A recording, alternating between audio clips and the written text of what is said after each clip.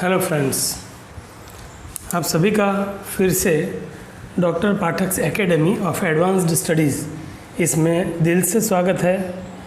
आप अब तक मेरे 10-12 एपिसोड्स एजुकेशन पे देख चुके हैं और जैसे कहा कि एडवांस्ड स्टडीज़, तो मेरा ये यूट्यूब चैनल अभ्यास शिक्षण के अलग अलग आयामों को छूने का प्रयास करेगा।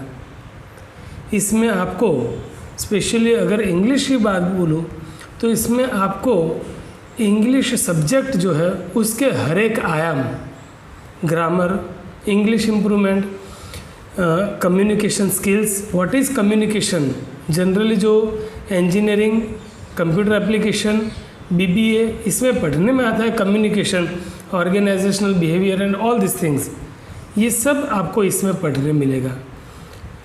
इंग्लिश ग्रामर की जो बात करें तो उसमें हर एक टॉपिक इस चैनल में आपको कवर किए जाएंगे और इस चैनल में जब ये हर एक टॉपिक कवर हो तब कहीं आपको क्वेश्चन या क्वेरीज हो तो आप मुझे जो बोले कि आप मेरे मोबाइल नंबर पे वो क्वेश्चन क्वेरीज ड्रॉप भी कर सकते हैं, राइट। सो फिर से मैं आप सभी का स्वागत करता हूँ।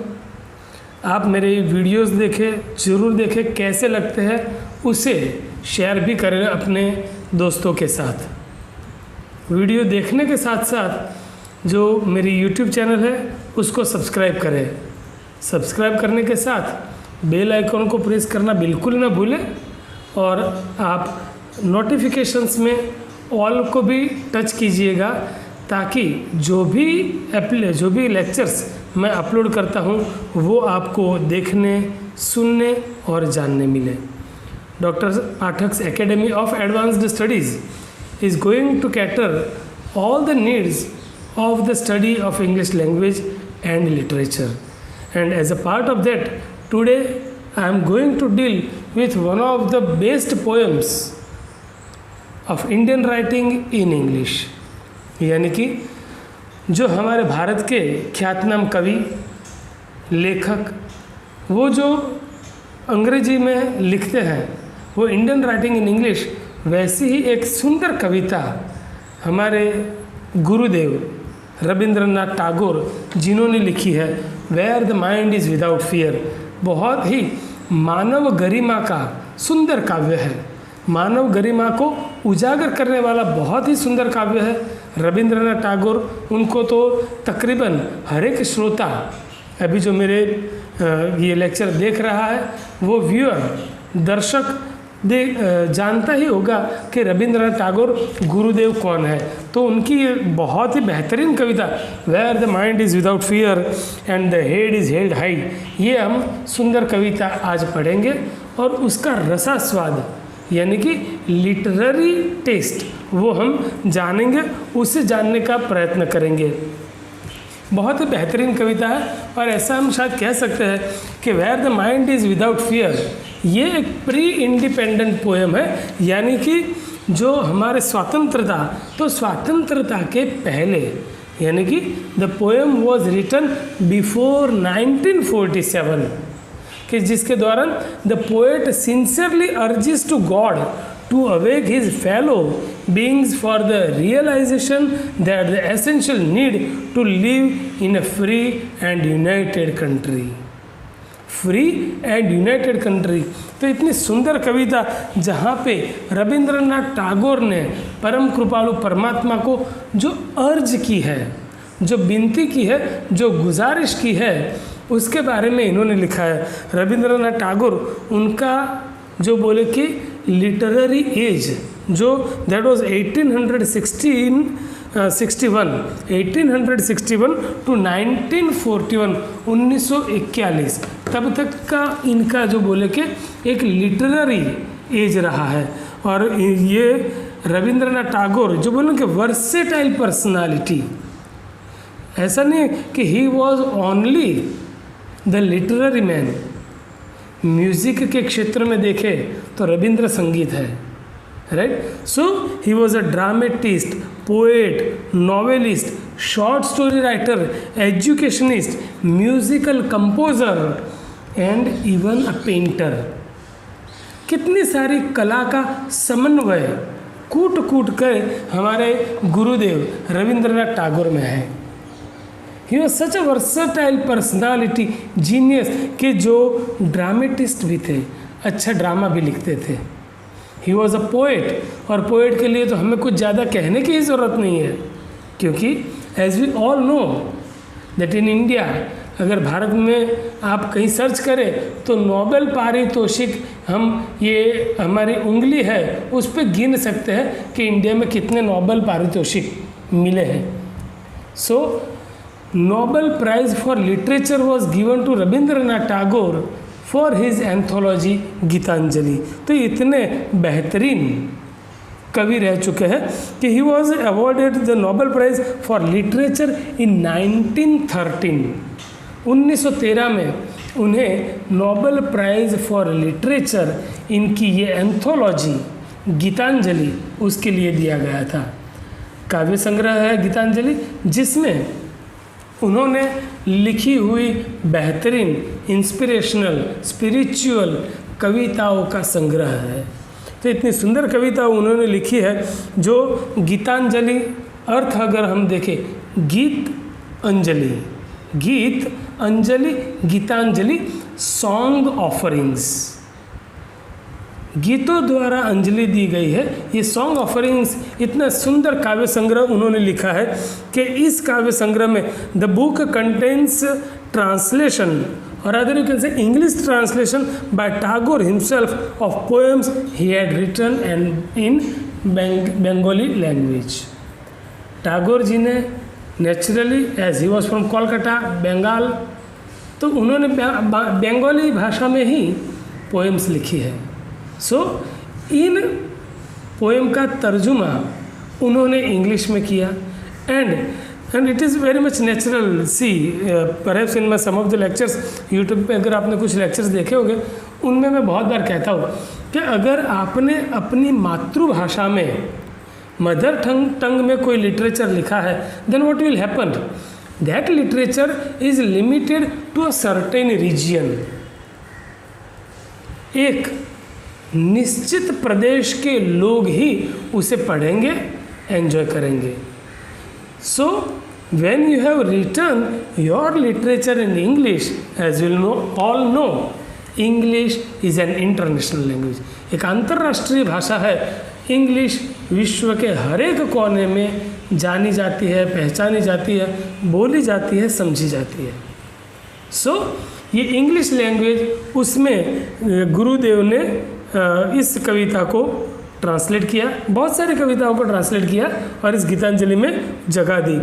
Tagore contributed to the shaping of the cultural and intellectual identity of modern India.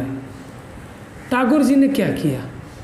Modern India यानी कि India after 1947, through his writings, he was an educationist, he was a reformist. तो अपने इन लेखों के द्वारा, कविताओं के द्वारा उन्होंने इस मॉडर्न इंडिया का कल्चर, इंटेलेक्चुअल, इस आइडेंटिटी को शेप, एक आकार देने का प्रयत्न किया। Even today in the parliament we have heard our honourable prime minister Narendra Modi that India had an impression that it is the country of charmers and the snakes। लेकिन ये मॉडर्न इंडिया है, ये नया भारत है। तो ये नए भारत की परिकल्पना टैगोर ने अपनी इन कविताओं में की है। महात्मा गांधी जी ने भी मेरे सपनों का भारत ऐसी कल्पना की, कैसा होगा। यहाँ पे टैगोर जी ने परम कृपालु परमात्मा को ये प्रार्थना की, ये वंदना की है कि मेरा सपनों का भारत कैसा होता है। सो मॉडर्न इंडिया को शेप देने का प्रयत्न किया है। The national anthems of both India and Bangladesh are written by Rabindranath Tagore. ये this is what we can say the matter proud for us that India, Bharat ने दो राष्ट्रों को राष्ट्रपिता दिए हैं। भारत ने दो राष्ट्रों के राष्ट्रगान के लेखक रचयिता भारत से है। बांग्लादेश के राष्ट्रगान के रचयिता रविंद्रनाथ टैगोर, भारत के जन गण मन अधिनायक जय है इसके रचयिता रविंद्रनाथ टैगोर, पाकिस्तान के राष्ट्रपिता भारत से गुजरात में जन्मे हुए, भारत के राष्ट्रपिता भारत से गुजरात के जन्मे हुए। So this is what we can say the piousness of the land, इस पवित्र भूमि की ये देन है कि महान विभूतियों को जन्म यहाँ से मिला है, जो विश्व को एक पथ दर्शाता है, विश्व गुरु बनने की दिशा में ले जाने का जो प्रयत्न करता है वो भारत की पुण्य भूमि में से जन्म लिया हुआ है। इतना सामर्थ्य भारत की ये पुण्य भूमि रखती है। तो बांग्लादेश के भी नेशनल एंथम रविंद्रनाथ टैगोर ने लिखे थे। The hundreds of songs he composed, Rabindranath संगीत, रविंद्र संगीत, इसमें बहुत सारे गाने इन्होंने संगीत में कंपोज किए हैं। The fellows who knows the gharana of sangeet, उन्हें पता चलेगा कि ये घराना क्या होता है और उसमें रविंद्र संगीत क्या है। तो ये इतने अच्छे संगीतकार थे, ड्रामेटिस्ट थे, उनकी नवलकथाएँ द गोरा, the rack, it has a pretty interesting theme and subject matter, right? So Ravindra संगीत आर स्टिल पॉपुलर, आज भी वो पॉपुलर है। Tagore's concept of the world was a global one, जो मैंने अभी कहा पुण्य भूमि भारत की, यहाँ पे ये कहते हैं कि रविंद्रनाथ टैगोर उनका कंसेप्ट पूरे विश्व का क्या था, वन वर्ल्ड, ग्लोबल विलेज। ये टैगोर जी जिनका कार्यकाल 1861 से शुरू होकर जो बोलते हैं कि 1941 तक चला, बट इन अवर रिलीजन, हमारे सनातन धर्म में वसुधैव कुटुंबकम यही कॉन्सेप्ट है। तो टैगोर जी भी खुद मानते थे world was a global one, वसुधैव कुटुंबकम, और इस कॉन्सेप्ट से ये आगे बढ़े हैं। और ये हमारी परंपरा रही है कि समग्र विश्व एक ही है, हम एक ही विश्व में रहने वाले एक विश्व के नागरिक हैं। So he thought in terms of humanity, not just region और नेशन। ह्यूमैनिटी वो कोई एक रीजन, कोई एक नेशन वहाँ तक ही सीमित है, नो। मानवता का धर्म, मानव धर्म, अहिंसा परमो धर्म जीवदा, इट इज़ इंटरवोवन इन अवर सनातन धर्म। हमारे हिंदू संस्कृति में इसे पूरा इंटरवोवन किया है, और उस कॉन्सेप्ट को लेकर रविंद्रनाथ टैगोर उन्होंने ये बहुत ही अच्छी कविता ड्राफ्ट की है, कंपोज की है। सो in 1921 Tagore transformed Shanti Niketan, his small experimental school situated in 160 kilometers from Kolkata। तो जो मैंने कहा कि टैगोर का कॉन्सेप्ट वन वर्ल्ड, ह्यूमैनिटी, और जब मानवता, मानव धर्म, एकात्मवाद, पीसफुल नेशन, पीसफुल वर्ल्ड, अगर ये हमें विश्व में ले जाना है, then what do we need?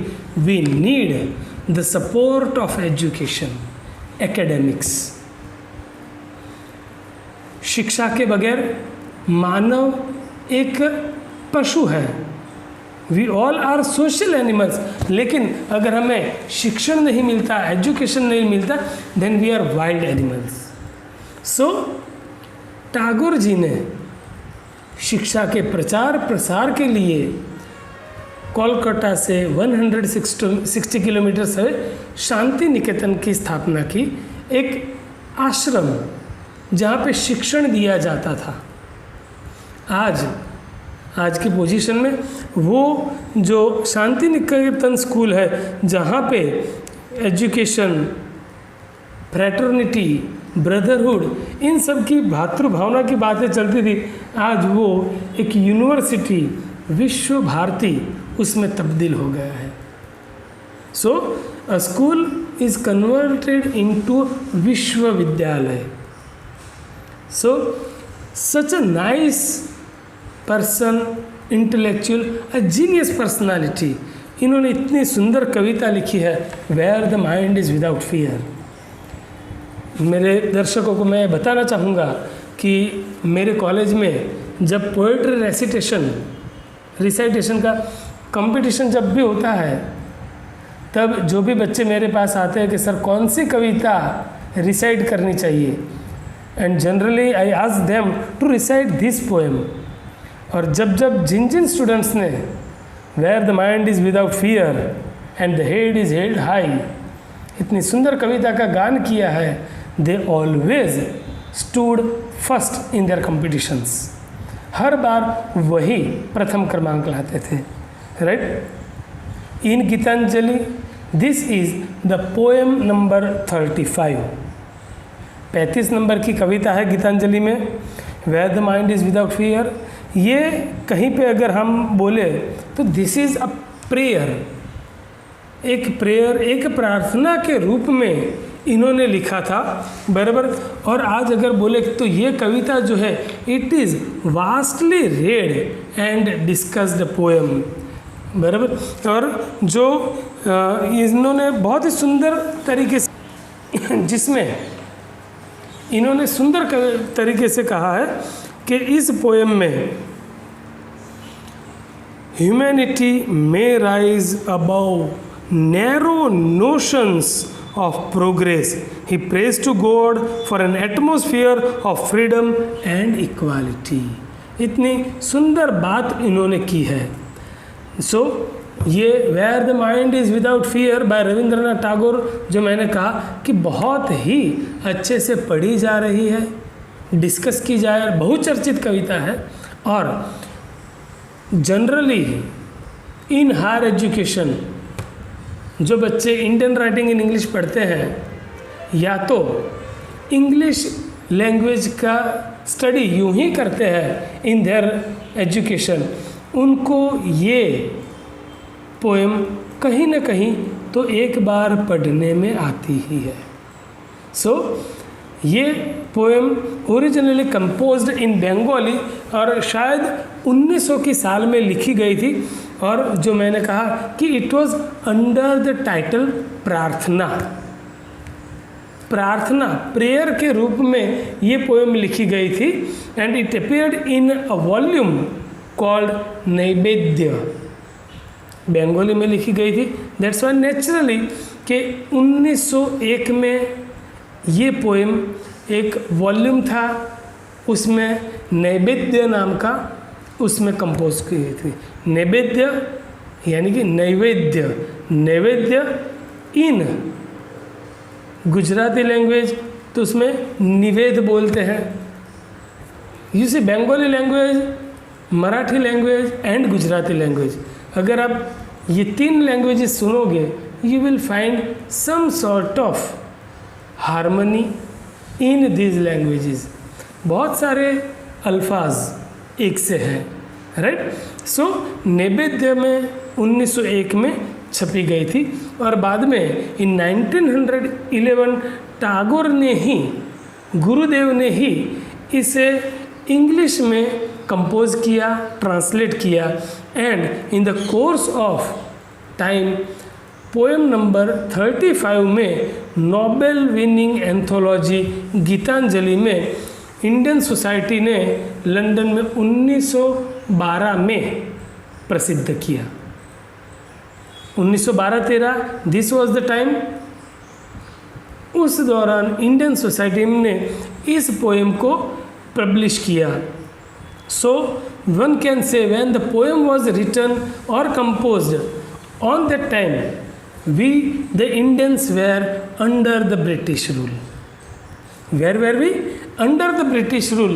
And हम जब ब्रिटिश रूल के अंदर में थे तो हम समझ सकते हैं कि मैं मेरे बच्चों को पूछता हूँ कि ब्रिटिश रूल में थे तो क्या था, under the slavery of the Britishers. But लेकिन आप देखें, सोचे या समझे तो भारतीय महाद्वीप पुरातन युगों से मुगल, अफगान, फिरंगी, in the course of time आगे से देखें तो भारत एक सोने की चिड़िया थी, आज भी सोने की चिड़िया है। हमारे पास इतने नेचुरल रिसोर्सेज है कि अगर उन सब नेचुरल रिसोर्सेज का बहुत ही सलीके से यूटिलाइजेशन करना शुरू करें तो आज भी हम सोने की चिड़िया है। इस सोने की चिड़िया पे विदेशी आक्रमण बहुत हुए एंड विदेशी आक्रमण बहुत हुए सो हमारी गुलामी सिर्फ अंग्रेज़ों की नहीं थी, मुगलिया सल्तनत जिसे कहते हैं उसके अंडर में भी हम रहे, तो बहुत लंबे अरसे तक भारत के लोगों ने गुलामी सहन की है। As a result what had happen, उसके परिणाम स्वरूप ये हुआ कि भारतीय जन सामान्य इतने लंबे अरसे से गुलामी की अवस्था में जी रहा था, जनरेशन्स, पीढ़ियाँ गुलामी की अवस्था में बीत चुकी। तो उस वजह से where the head is held high, यानी कि गुलामी में रहते थे तो हमारा हेड, कभी हमारा मस्तिष्क गौरवान्वित होके ऊंचा नहीं हुआ, गर्विष्ठ नहीं हुआ। हम गुलामी की अवस्था में रहते थे, इसलिए नतमस्तक होकर ही चलते थे, हम अपना सर झुका के चलते थे।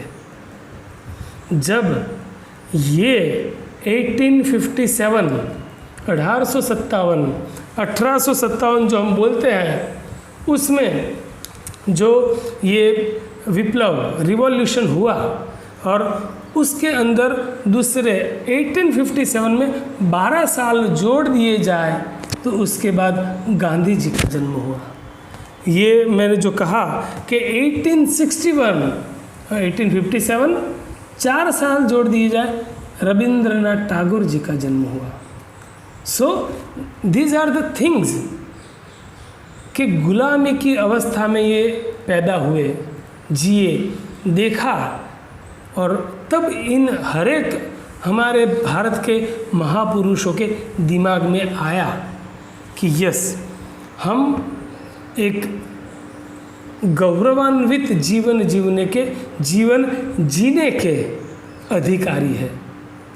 सो in the course of time this poem of human pride was composed. तो हम ब्रिटिश रूल के अंडर में जीते थे and the poem is written in the form of a prayer to the God. He addresses the God. In this poem, he addresses the God कि मेरे भारत के लोग कैसे होंगे, उनका सीना कैसा गौरवान्वित होगा, सिर कैसा ऊंचा होगा, दिमाग निर्भय होगा, भय रहित होगा। ये एक प्रार्थना परम कृपालु परमात्मा को की है। Almighty for a true freedom for his country, देश की सच्ची आज़ादी, सिर्फ बोलने की आज़ादी नहीं। ऐसा नहीं है कि अंग्रेज़ों से मुक्ति मिली तो हम दूसरों के गुलाम हुए। No, in real sense we need to have the freedom, ये उन्होंने कहा। And thus Tagore reveals his own concept of freedom throughout the poem.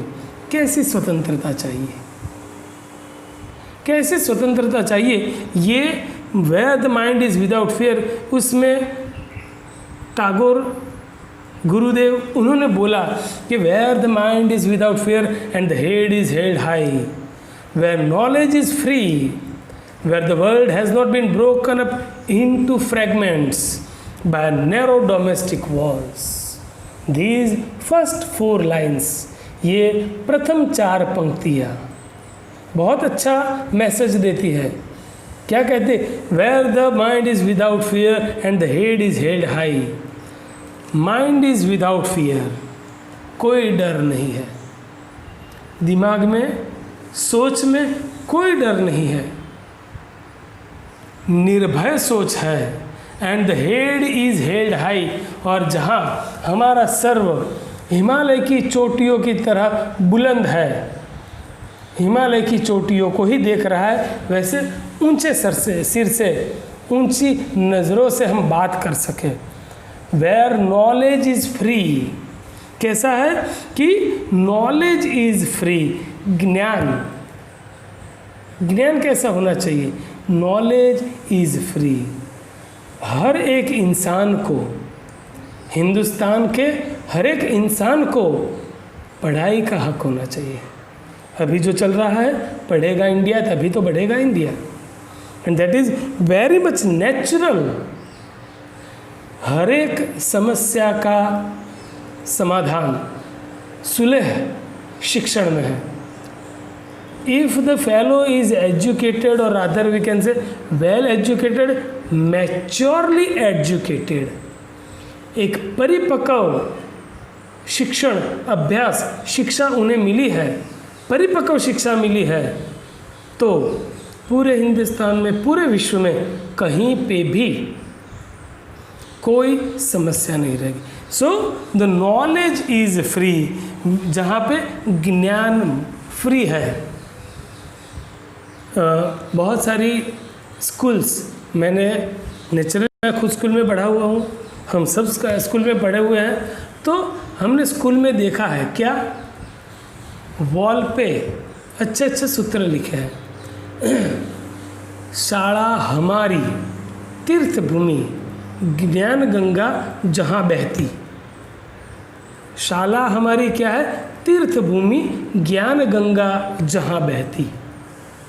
तो ज्ञान गंगा बहनी चाहिए, free flow of knowledge. Yes, nowadays we are suffering little bit problem with SFIs, self finance institute से कहीं कहीं पे दिक्कत है, but that is not the matter of discussion with us. But where the knowledge is free, ज्ञान जहाँ पे free है, ऐसा विश्व हो where the world has not been broken up into fragments by narrow domestic walls। हमारा विश्व कैसा होना चाहिए कि जो not been broken up into fragments by narrow domestic walls, जमी पे सरहदों की लकीरें न खींची हो, सरहदें न हो।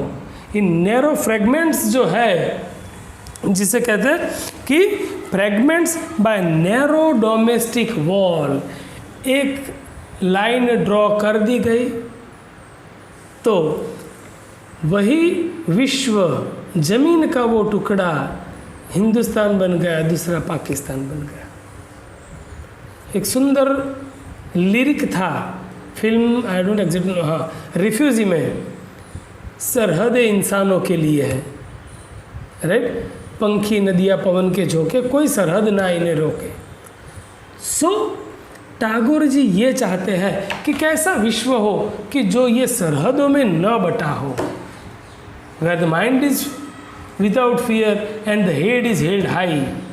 इतना सुंदर होना चाहिए, where knowledge is free, where the world has not been broken up into fragments by narrow domestic walls।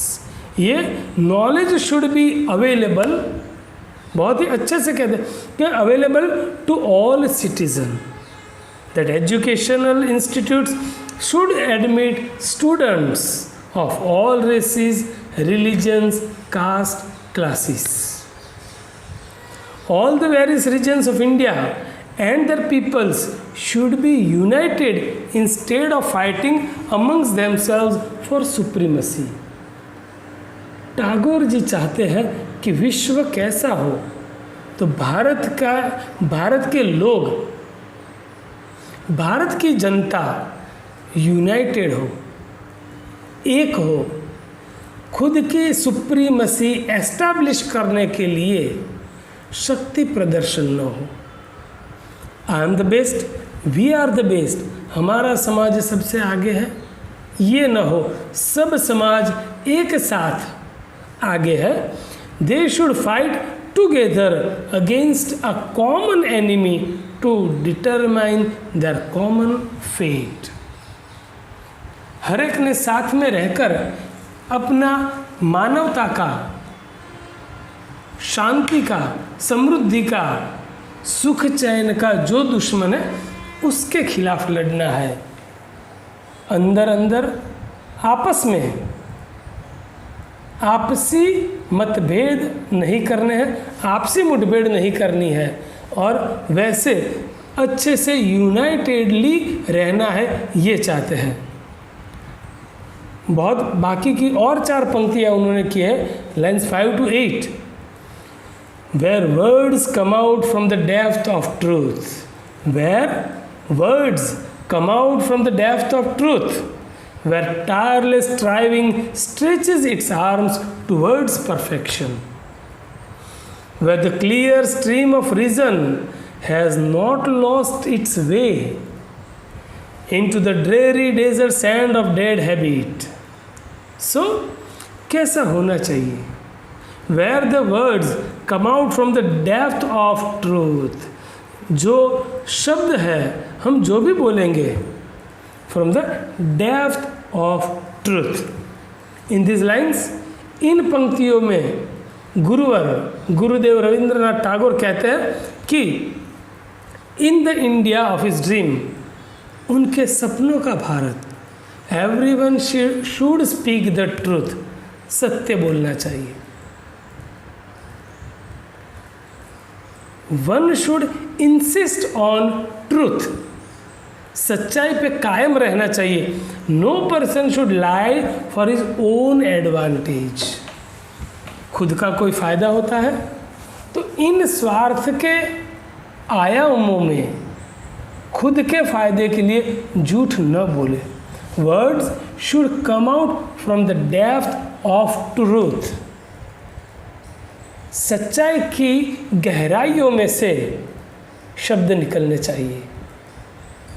गलत शब्द या गलत ज़बान या गलत वचन, प्रोमिसेस नहीं देने हैं just for the sake of one's own advantage. Every man should make an effort to improve himself. बहुत ही नेचुरल बात है, गुरुवर सही बात बोलते हैं कि नो वन, कोई भी इंसान परफेक्ट नहीं है। मानव मात्र क्षति के पात्र, क्षतियाँ, गलतियाँ, भूल चूक हर एक इंसान में होती है, बट होती है, इट इज़ नॉट एक्सेप्टेड। चलो चला लिए, नहीं, वन शुड ट्राई। मेरे में गलती है तो मुझे प्रयत्न करना चाहिए। मेरे में कुछ कमी है, कमियां इंसान में होती है, तो मेरे में कुछ कमी है तो should make an effort to improve himself and keep trying till he reaches to the stages of self perfection. Try and try again until you succeed। तो परफेक्शन के लिए you have to make practice, constant try आपको करने हैं, तभी एक गौरवान्वित भारत का भविष्य निर्माण होगा। सत्य के पथ पर चलते चलते एक गौरवान्वित उज्जवल भविष्य का निर्माण होगा। हो सकता है कि while watching this YouTube video बहुत सारे लोग बोलेंगे कि सत्य पे चलना पॉसिबल नहीं है। सत्य पे चलना पॉसिबल है, लेकिन कहीं पे हम कह सकते हैं संपूर्ण सत्य पे चलना पॉसिबल नहीं है। और भगवद गीता में भी जो कहा गया है कि कहीं पे अगर गलत, झूठ या अन्याय का सहारा for the welfare of mankind लेते हैं, then it is okay. For the welfare of humanity, for the welfare of the world, then it is okay. विश्व कल्याण के लिए कहीं पे झूठ लिया, नरोवा कुंजरोवा, तो फिर कोई वो बात नहीं है।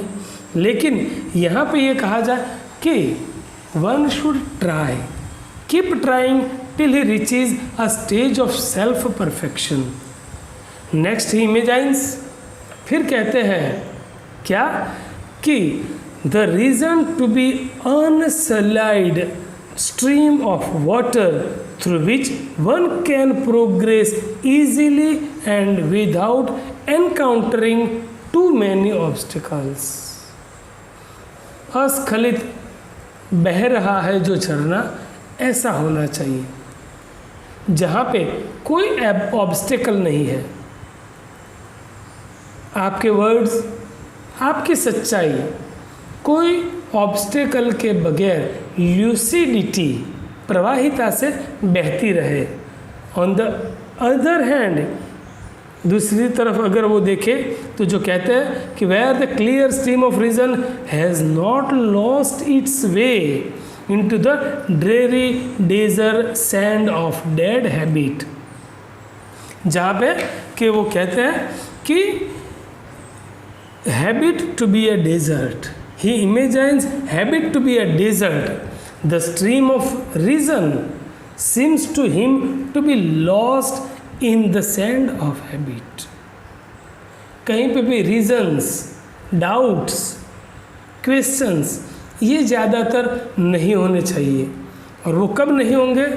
If you had taken the path of truth. सच्चाई का रास्ता लिया है तो कहीं पे भी डाउट्स, क्वेश्चंस, क्वेरीज नहीं है। एज वी ऑल नो कि कहीं पे हमने गलत झूठ का सहारा लिया, उस सहारे को जस्टिफाई करने के लिए दूसरा झूठ, तीसरा झूठ, चौथा झूठ, पांचवा झूठ, और इस पांचवें झूठ तक पहुंचने के लिए कि इस झूठ को छुपाने के लिए ये 4 झूठ हमने इस्तेमाल किए, उस झूठ को हम भूल ही जाएंगे कि वो क्या था, क्योंकि वो झूठ था। सच्चाई होती तो सच्चाई का सबसे बड़ा फ़ायदा ये है कि सच्चाई को कभी याद रखना नहीं पड़ता। हम सच्चाई को याद करें? No, because it is just like a shining star. सच था वही कहा, झूठ कहा, बहानेबाजी की, तो उसे याद रखना पड़ेगा। तो यहाँ पे this means that he is saying that the people of his country blindly believe in their superstitions at present. 1940s, that was the time. 1913 के दौरान ये कविता पब्लिश हुई, ये पोएम पब्लिश हुई। तो उस दौरान it was very much natural, बहुत सारी सुपरस्टिशंस इंडियन सोसाइटी में प्रेवेलेंट थी। And there were such illness, such sickness, इतनी बीमारियां थी कि जिसका मेडिकेटेड इलाज होना ज़रूरी था। तबैतिक, ट्यूबरक्यूलोसिस, क्षय रोग, 1930s 1940s it was known or it was taken as a deadly disease. In 2020 it is not a deadly disease. जो भी टीबी के पेशेंट्स हैं डॉट थेरेपी, डॉट में जाएंगे, सरकारी अस्पताल में जाए डॉट में जाएंगे, they will be cured. But over here during that time ऐसी बीमारियों के लिए लोग सुपरस्टिशंस में रहते थे। तो in this poem where the mind is without fear and the head is held high, मानव गरिमा की जो बात की है, तो इन सुपरस्टिशन में एट प्रेजेंट जो है, he would like them to question these beliefs through the application of logic. ऐसा क्यों? हमारे त्योहार है, बहुत बार आता है महाशिवरात्रि, तो शिवलिंग पे दूध और जल का हम अभिषेक करते हैं। बहुत बार आता है कि वेस्टेज ऑफ मिल्क। बट ये टैगोर जी ने कहा है कि question this beliefs through application of logic. ऐसा क्यों? ऐसा क्यों? टुडे 4 सितंबर 2020, 4 सितंबर आज हुई है। हर एक जगह पे अच्छी बारिश हुई थी, बहुत बारिश हुई। हम सब जानते हैं बारिश का पानी ज़मीन में उतरता है, सोख लिया जाता है। प्रिसाइजली जब मिल्क का अभिषेक किया जाता है तो ये मिल्क वो भी ज़मीन में सोख लिया जाता है, और इस ज़मीन में जो मिल्क उतरता है उसका साइंटिफिक रीज़न कहीं ना कहीं है कि वो हमें कहीं कहीं पे हेल्पफुल होता है। दीपावली में हम दिए जलाते हैं, मैंने अभी बोला 4 सितंबर 2020। अभी शरद ऋतु शुरू हुई है, शरद ऋतु तो उसमें भी बहुत सारी चीज़ें होती है। At present in this lecture शरद ऋतु और श्राद्ध पक्ष, पुरखों का श्राद्ध करना, दूध खीर का सेवन करना क्यों ज़रूरी होता है वो किसी और लेक्चर में आपको बताऊंगा। लेकिन it has a scientific belief, ये हमारे अंधविश्वास नहीं है कि कौवों को खाना खिलाओ तो पुरखों को जाएगा, ये अंधविश्वास नहीं है। It has a scientific background. हमारे हर एक उत्सव उसके पीछे विज्ञान है, कहीं पे अंधश्रद्धा नहीं है। तो हमारे गुरुदेव का कहना यह है कि आप ये जानिए कि इसके पीछे क्या साइंटिफिक बिलीफ है।